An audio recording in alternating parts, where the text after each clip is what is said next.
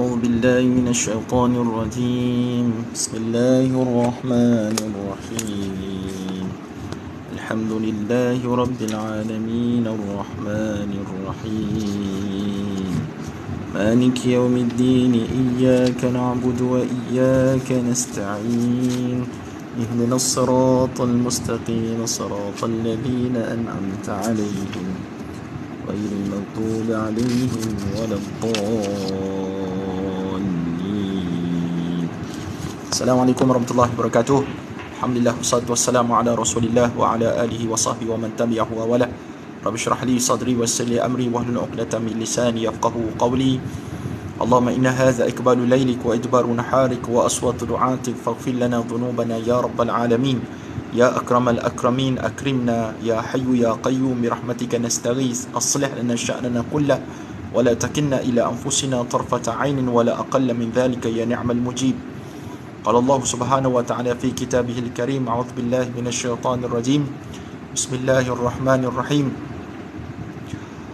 Alhamdulillahilladzi arsala rasulahu bil huda wa dinil haqq.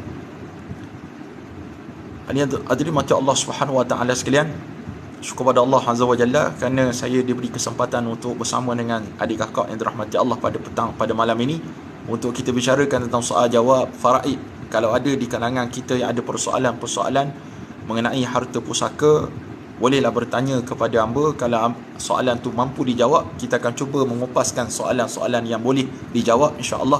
Kalau tak mampu, insya-Allah saya akan sebut wallahu a'lam. Jadi hadirin mati Allah Subhanahu wa taala sekalian, saya nak kongsikan hari ini saya dapat 2-3 soalan faraid daripada masyarakat yang telefon kita. Ada antaranya yang menceritakan tentang isu pusaka orang tua dia yang telah meninggal dunia, tapi selepas ayah dia meninggal dunia, waktu tu datuk dia masih hidup lagi dan mempunyai anak-anak iaitu laki-laki dan perempuan. Jadi yang bertanya pada saya ni bertanya, adakah datuk tu layak terima pusaka? Jawapannya sah dah. Seorang ayah kepada ayah iaitu datuk. Contohnya saya seorang ayah. Bila saya meninggal dunia, ketika tu ayah saya masih hidup lagi, maka ayah saya layak untuk menerima pusaka sebanyak 1/6. Jadi dia tanya lagi, Ustaz, datuk saya dah meninggal dunia. Selepas ayah saya meninggal dunia, datuk masih hidup. Selepas tu datuk pula meninggal dunia. Adakah bahagian ayah tu akan diwarisi oleh adik-beradik ayah? Maka jawapannya ya. Bila mana seorang tu meninggal dunia, maka hak dia belum dapat diperolehi semasa dia hidup, maka hak itu akan difaraidkan ataupun akan beralih kepada waris-warisnya yang lain. Maka terima kasih Allah Subhanahu wa taala, saya pun tolonglah kira buat pengiraan. Bila kita buat pengiraan, tiba-tiba dia khabar saya nak bagi sama rata je antara adik-beradik. Kan pening tuan-tuan Allah Subhanahu wa taala. Sejak bertanya, kita dah bagi jawapan, tiba-tiba nak bagi sama rata. Bukan masalah sama rata ni tak boleh, tapi hakikatnya hadirin mati Allah Subhanahu wa taala sekalian, ramai orang kat luar sana yang tak berapa jelas tentang isu bagi sama rata ni, sebab mereka menganggap sama rata ni kalau seorang bagi cadangan maka kita kena wajib setuju dengan sama rata. Maka jawapannya tak betul. Banyak syarat-syarat yang ditetapkan oleh syarak untuk sama rata dalam pembahagian pusaka. Antaranya mestilah mendapat persetujuan daripada semua ahli waris. Antara yang lain lagi disebut oleh para ulama, mestilah semua ahli waris tahu hak masing-masing. Tahu hak masing-masing dari sudut faraid, berapa yang mereka dapat kalau mereka ikut faraid. Maka kalau mereka dah tahu hak mereka dan mereka rasa pembahagian sama rata tu dia nak bagi sama rata, dia tidak mengatakan bahawa yang ketiga syaratnya, tidak mengatakan faraid itu berat sebelah, tidak mengatakan faraid itu membebankan waris, maka ketika itu dibenarkan untuk pembahagian sama rata. Dan syarat yang keempat, mesti semua konsensus setuju belaka, tidak ada yang berkecuali. Kalau ada di kalangan adik-beradik kita yang membantah, mengatakan saya tak setuju sama rata, biasanya anak laki-laki lah yang mengatakan saya tak setuju sama rata, maka yang tidak bersetuju ini tak boleh kita kecam berjemaah. Jangan pula yang tak bersetuju kita pergi kecam dia, tak boleh. Sebab apa tak boleh kecam? Sebab bila mana dia meminta hak dia dari sudut faraid, maka kita kena perlu pulangkan hak dia dalam bentuk faraid. Adapun bagi sama rata, itu bukan faraid. Cuma dalam tu ada satu konsep. Konsep apa? Konsep namanya takharuj, keluar daripada pemilikan. Siapa yang keluar?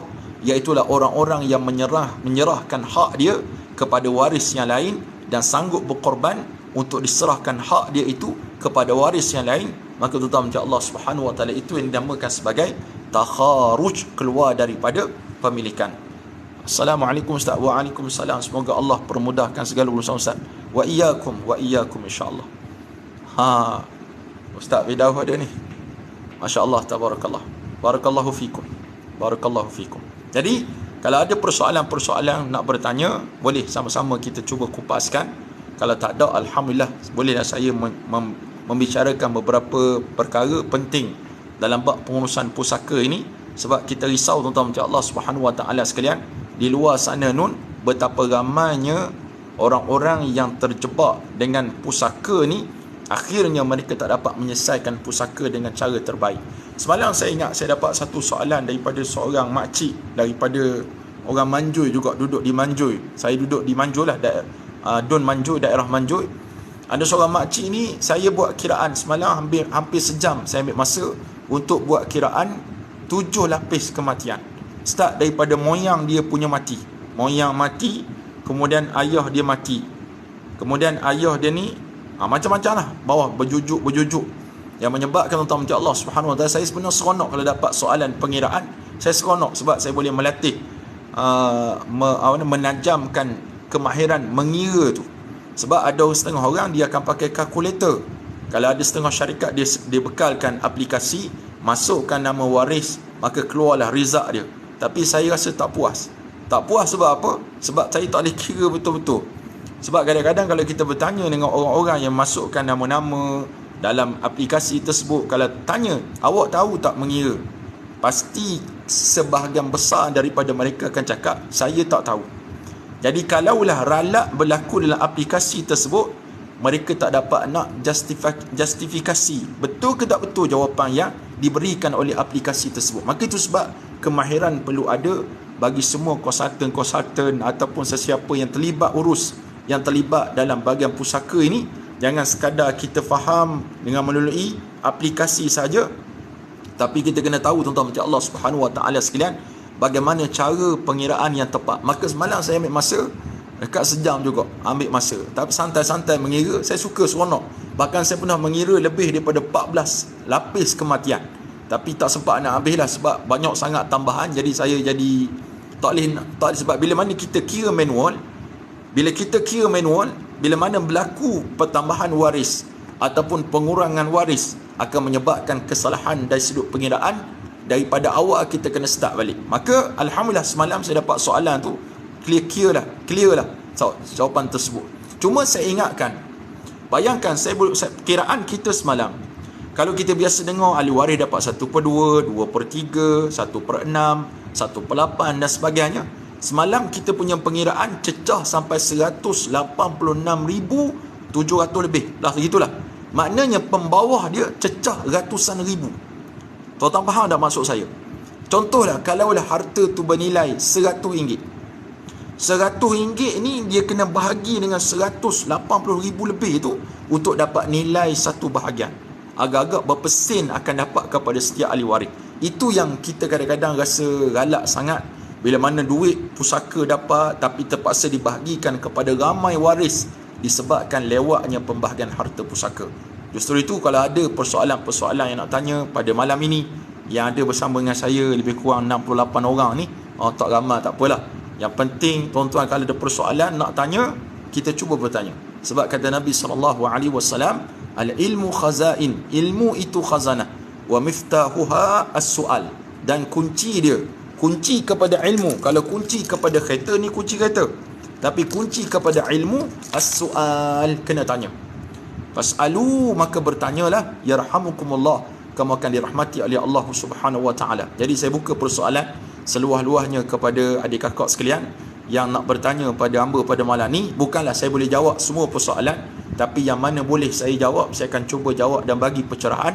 Yang tak boleh jawab, saya akan cakap wallahu a'lamu bis-shawab, insya-Allah. Itu yang pertama.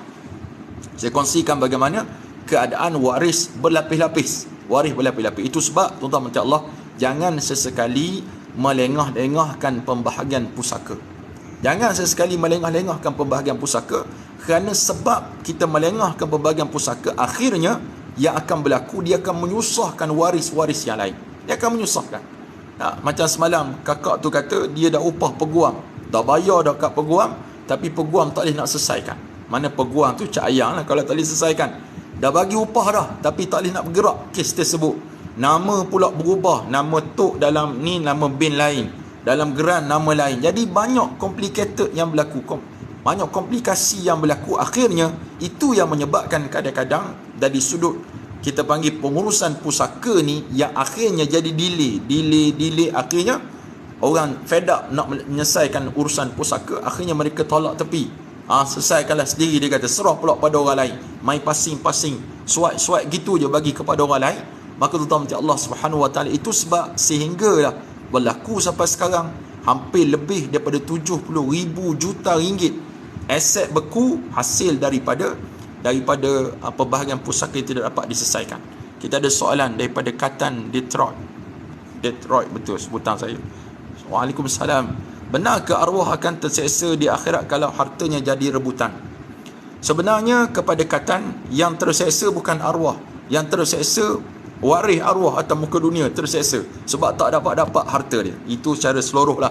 Cuma saya nak sebut kepada Katan dan seluruh sahabat-sahabat sekalian, kalau dikatakan bahawa pewaris kita ataupun mak ayah kita akan terseksa dalam kubur sebab anak-anaknya berebut harta pusaka, jawapannya tak betul.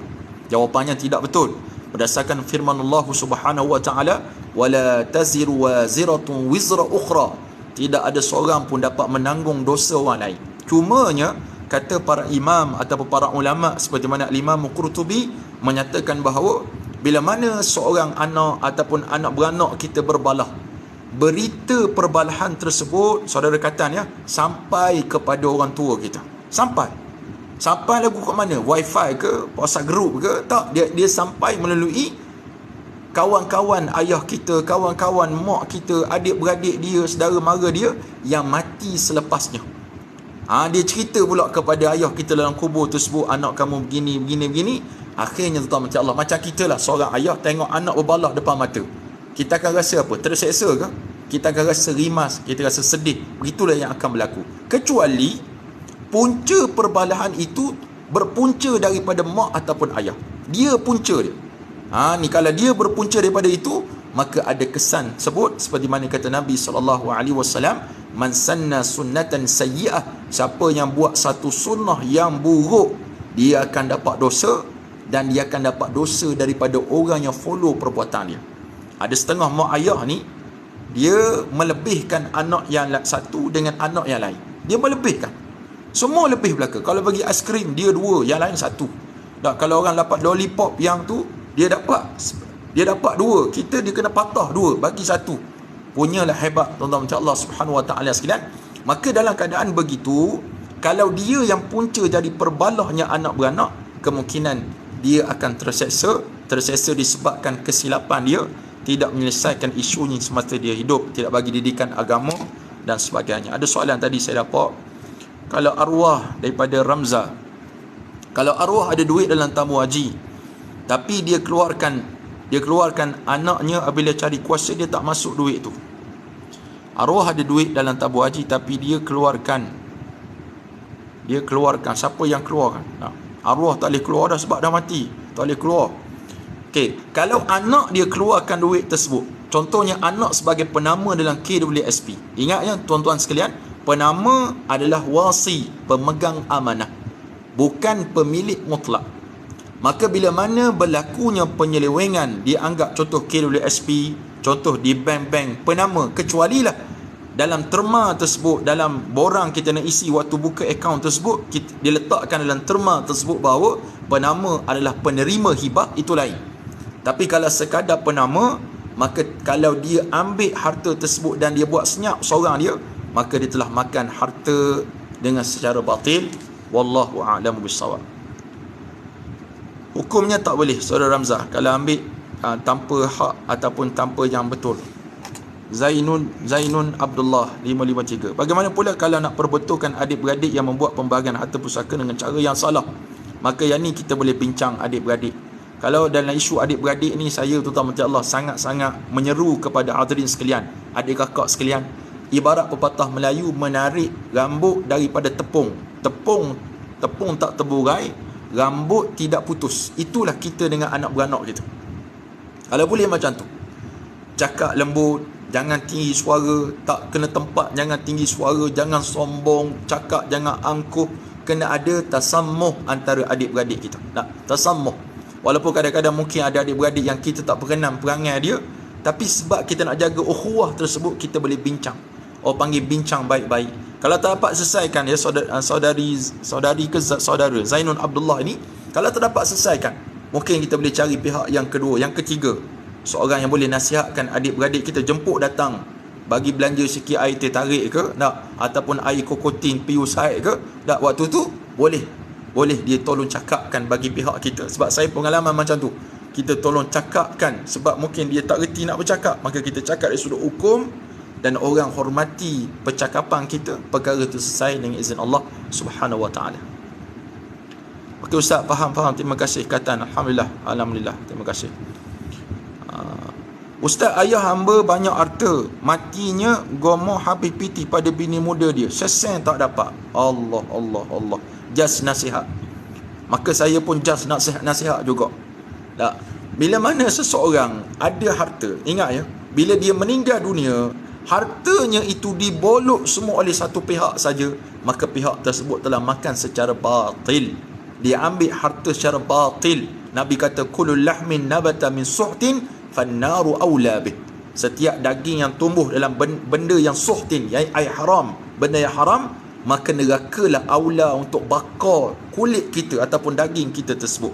Maka ingatkan kepada mak tiri, bini muda ayah kita tu, arwah ayah kita, pesan kat dia, mak cik ambil reta abah kami, boleh makan kat dunia, tapi kat akhirat berhati-hati mak cik. Kalau kami tak halal, mak cik dalam kubur teruk kena seksa, di akhirat lagi teruk kena seksa. Kena bagi ancaman, bukan mengancam untuk pukul dia, tapi ancaman kepada akhirat. Nasihatlah insya-Allah. Sebab ramai orang kadang-kadang, pengalaman saya lah, saya mengajar faraid ni, kadang-kadang kita mengajar di setengah masjid surau, yang buat problem tu yang mengaji tu lah, yang belajar dengan kita tu, yang dia buat problem. Patutnya bila mana semakin belajar, semakin kita faham hukum Allah Subhanahu Wa Taala. Tapi nampak macam semakin belajar, semakin tak reti nak belajar, tak reti nak diajar. Itu tak betul. Apatah lagi bagi orang yang tidak pernah belajar hukum hakam Islam. Mak hamba sebelum mati dia kata dia tak halal mak tiri dia buat macam tu, harta dapat pada mak muda je. Itu hak dia untuk tidak halalkan. Itu hak dia. Maka kalau begitu yang terjadi, tak sempat dia nak minta maaf, maka dia kena sedar tentang mati Allah. Dosa dengan manusia ni bukan senang nak dihapuskan. Kalau kita taubat nasuha sekalipun, taubat sungguh-sungguh, tapi kalau dosa dengan manusia, kita kena minta maaf dengan manusia tersebut. Jadi cara nak minta maafkan, kalau dia bertaubatlah, kalaulah mak tiri tersebut bertaubat kepada Allah Subhanahu Wa Taala, maka wakillah anak-anak tiri ni, pakat-pakat maafkanlah kalau dia dah bertaubat kepada Allah Subhanahu Wa Taala. Pesan number pada perempuan yang bakal jadi bini muda, harta tu jangan bolok semua. Ya, betul. Azman subuh, alhamdulillah berpeluang berada di majlis ilmu. Ahlan wa sahlan marhaban bikum. Kita nak ambil kotak boleh? Kotak benda pula tu. Allahumma salli ala sayyidina Muhammad wa ala ali sayyidina Muhammad. Allahu akbar. Sallallahu ala Muhammad. Allahumma salli wa sallim ala sayyidina Muhammad. Waalaikumsalam yang beri salam. Ke 2, 3, 4 soalan yang kita dapat pada malam ini. Alhamdulillah, waktu isyak pun agak panjang lagi. Jadi tuan-tuan macam Allah Subhanahu Wa Taala sebut tadi tentang bagaimana kalau kita melengah-lengahkan pembahagian pusaka, maka akan menyebabkan kesusahan kepada ahli waris. Seterusnya terima kasih Allah Subhanahu Wa Taala sekalian. Ada soalan daripada Miss Husna. Suami meninggal sebelum mak ayahnya. Adakah balu si suami ada hak pada barang kemas ibunya? Baik, dengar betul-betul jawapannya. Kalau seseorang mati sebelum orang tua dia mati, sebelum orang tua dia mati, maka orang tu tak layak terima pusaka. Tak layak, sebab dia dah mati dulu. Bila dia pun tak layak, adakah isterinya layak? Memang tak layak lah, memang takkan layak. Kecuali macam ni. Ayah dia mati ataupun mak dia mati, kemudian suami mati. Waktu tu barulah tuan-tuan macam Allah Subhanahu Wa Taala, suami itu ada hak sebab dia mati selepas ibu dia. Itu kita kena clear. Jadi buat Mr. Sunnah, tak layak menantu, tak layak untuk terima wang kemas daripada mertua dia, tak layak, insyaAllah. Baik, tuan-tuan Allah, saya sebut tadi apa dia? Tentang bagaimana orang yang melengahkan pembahagian pusaka, kesan dia akan menyusahkan ahli waris yang lain. Itu satu. Yang kedua, tuan-tuan Allah Subhanahu Wa Taala, akan muncullah bibit-bibit pergaduhan, permusuhan antara adik-beradik. Ini mungkin yang orang ada berpengalaman tentang isu ni, akan menyatakan perkara ataupun akan mempersetujui apa yang hamba cakap ni, iaitu berlakunya perbalahan antara ahli waris disebabkan pusaka. Disebabkan apa? Disebabkan pusaka tersebut. Apa yang terjadi tuan-tuan Allah Subhanahu Wa Taala, bila mana balahnya adik-beradik ni, perpecahnya adik-beradik jadi satu masalah yang cukup besar. Kita balah adik-beradik ni, contoh pertama paling besar sekali bab pusaka. Yang kedua tuan-tuan Allah Subhanahu Wa Taala bab utang. Balah adik-beradik, balah anak beranak sebab utang. Hutang tak bayar, hutang buat-buat lupa, hutang tak mau bayar dan sebagainya. Masalah kan balah antara adik-beradik. Baik, ada soalan daripada Nia Vina. Ustaz, kalau mak ayah dah meninggal dunia, anak-anak dah bagi harta, tiba-tiba muncul adik-beradik tiri. Sudah. Nak urus macam mana ya? Baik. Tiba-tiba kalaulah waktu dah urus dah pusaka arwah ayah, contoh, tak tahu punya ayah kita ni ada cawangan lain. Cawangan lain. Dan tiba-tiba anak ayah kita daripada ibu baru ataupun ibu lain datang menuntut, maka terpaksa kita bagi balik harta ayah kita tu.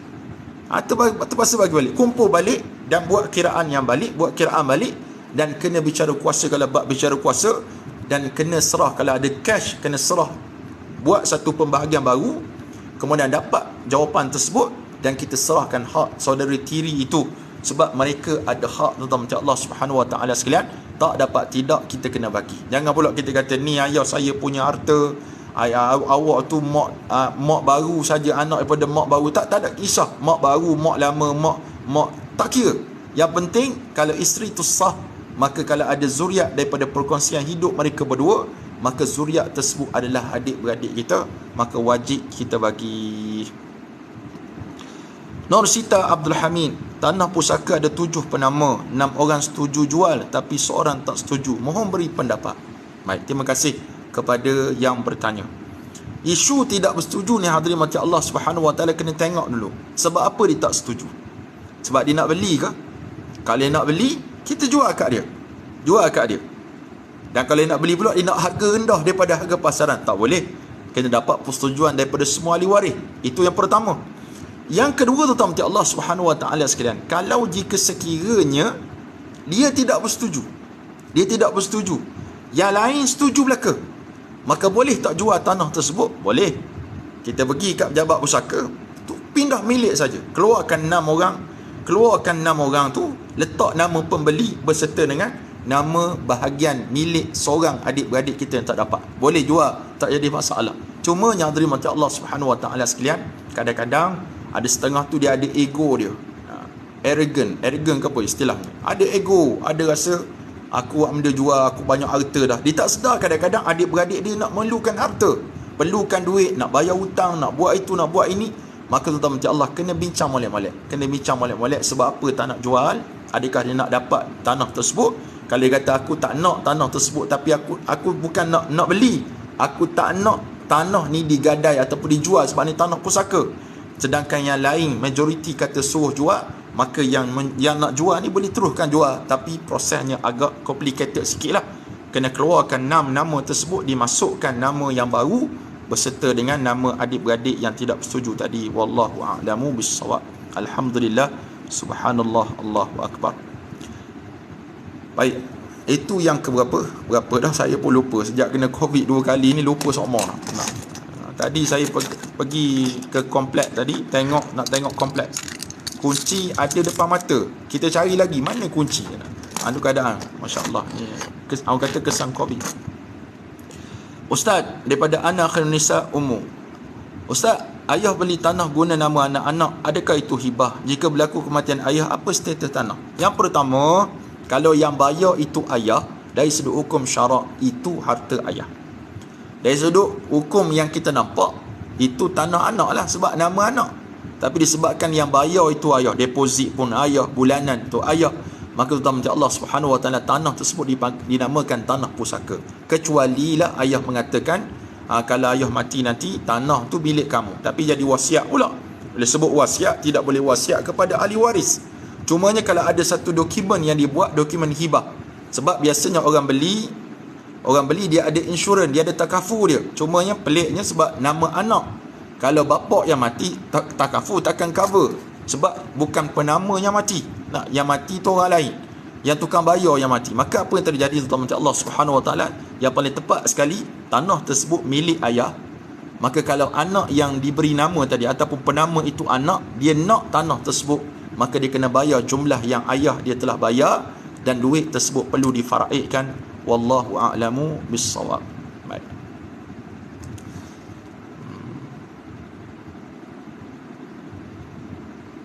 Sebelum ayah meninggal, ada soalan lagi. Kalau kita sentiasa hadiahkan pahala pada arwah mak, adakah mak maaf kita sebab masih hidup kita ada salah? InsyaAllah. Kalau kita buat baik, insya-Allah Allah Subhanahu wa taala Maha Pengampun. Allah Maha Pengampun. Syaratnya kita buat baik. Macam kita berdoalah kepada Allah Subhanahu wa taala. Bukan semua orang suka berdoa. Tapi kalau Allah bagi kesempatan untuk kita berdoa, maknanya Allah nak mustajabkan doa kita. Itu disebut oleh para ulama kepada kita. Sebelum ayah meninggal, ayah dah tukar nama suami dekat geran rumah. Lepas tu terima kasih yang bagi koin, saya dapat 2. Mana pula tu? Nama anak-anak, maaf Ustaz, nama anak-anak yang lain tak ada. Mana tu? Ya puan, saya baca sekali ya. Sebelum ayah meninggal, ayah dah tukar nama suami dekat geran. Nama anak-anak lain tak ada. Bagus suami, menantu dapat ni tanah. Luar biasa kalau menantu dapat tanah ni, luar biasa. Baik. Kalau ditukar nama kepada suami puan, tukar nama itu sebagai pemegang amanah, maka itu bukan milik puan, bukan milik suami puan. Tapi kalau ditukar nama itu memang diberi hibah kepada suami, maka itu milik suami, maka tak ada masalah. Cumanya hukum memberi hibah dengan tidak adil ni di sisi mazhab Imam Syafi'i hukumnya makruh. Sebab kita bagi kepada satu pihak lain tak dapat, hukumnya makruh. Tapi kalau kita buat sebab nak menyakiti atau nak menzalimi waris yang lain, hukumnya haram. Tapi hibah itu sah. Itu sah kata ulama. Baik. Ahlan wa sahlan wa marhaban bikum. Terima kasih. Maaf Ustaz, nak tanya lagi. Betul ke kalau seorang suami meninggal, isteri tak boleh guna duit suami itu? Baik, terima kasih pada soalan Nia Vina. Kalau seorang suami meninggal dunia, isteri tak boleh guna duit suami. Betul ke tak betul? Jawapannya, betul. Kenapa betul Ustaz? Sebab yang pertama, bila mana mati seseorang, dengar betul-betul sebab ni mungkin isu abam, Allah abam itu. Kalau seorang tu meninggal dunia, harta yang ada automatically ialah harta pusaka. Dia ada hak kepada ahli waris. Tapi adakah totally tak boleh guna Ustaz? Boleh. Tapi kena bincang dengan adik-beradik ataupun dengan waris yang lain. Saya nak pakai duit ni mak mertua ada lagi. Ataupun saya nak pakai duit ni abah sebab anak-anak saya nak beli susu dan sebagainya. Takkanlah orang mertua kita larang kita ambil nak pakai. Tapi syaratnya duit yang kita gunakan itu mestilah dicatatkan berapa kita gunakan. Itu mesti dicatat. Tapi tak mungkinlah berlaku mak bapak tak bagi duit yang lain, mau pakai duit suami kamu. Tak. Sebab duit suami, kecualilah mak ayah kata tak apalah, pakailah berapa kamu nak, kami pun tak nak, maka tak ada masalah, boleh kita gunakan duit suami tersebut. Tapi untuk kita mudah-mudah ambil tanpa bagi tahu kepada waris yang lain, ikut tidak dibenarkan. Baik. Baik. Mana soalannya?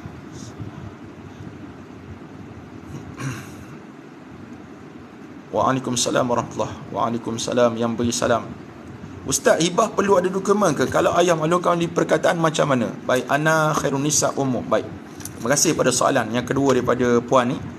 Iaitu hibah perlu dokumen. Ya, sekarang ni hibah mulut pun sah. Hibah mulut sah. Saya cakap, saya bagi Quran ni kepada awak, maka sah. Tapi untuk mengukuhkan benda tersebut pada zaman kita sekarang, zaman akhir zaman ni, mestilah bertulis. Itu baru kukuh. Sah, dua-dua sah. Tapi nak bagi kemah-kemih lagi, biarlah ada berdokumen, bersaksi dan sebagainya melalui pihak-pihak yang tertentu, untuk selesaikan masalah kita. Itu boleh tuan-tuan macam Allah Subhanahu wa taala yang boleh bantu kita. Contoh Puan Fadiyah kat sini, dia salah seorang konsultan bahagian faraid juga. Bagi siapa berminat boleh bersama dengan beliau, boleh tanya dia soalan-soalan kalau nak tanya pengurusan pusaka dan sebagainya.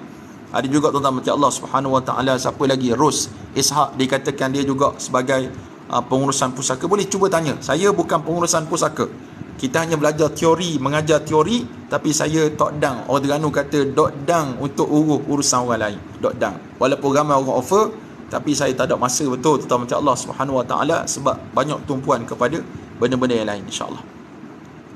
Jazallahu anna sayyidina Muhammad sallallahu alaihi wasallam wa huwa ma huwa ahluh. Masya-Allah, tabarakallah.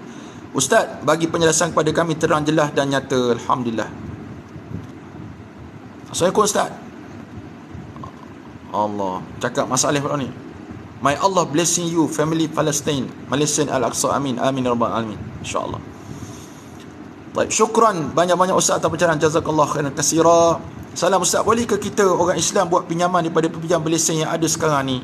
Banyaknya itu sistem riba, maka elakkan untuk meminjam dengan alung bukit beruntung. Jangan pinjamlah walaupun dia berlesen, tapi itu semuanya alung berlesen, riba, haram hukumnya. Ustaz, macam mana tak nak koin kat kotak tu kebas kat orang lain? Saya tak tahulah macam mana nak buat. Minta maaf dah tuan-tuan macam Allah Subhanahu wa taala sekalian.